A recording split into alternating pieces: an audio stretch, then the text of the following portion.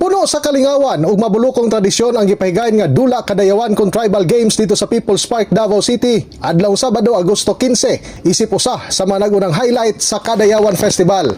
Gipakita sa 11 ka mga tribo sa Dakbayan ang ilang kahana sa nagadang tradisyonal nga dula.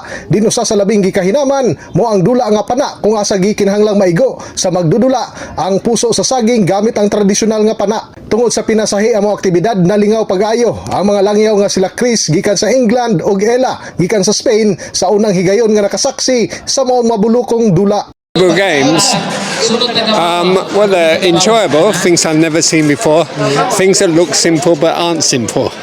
They are being amazing. It's the first time I'm attending to one, and I'm really excited about what's going on here.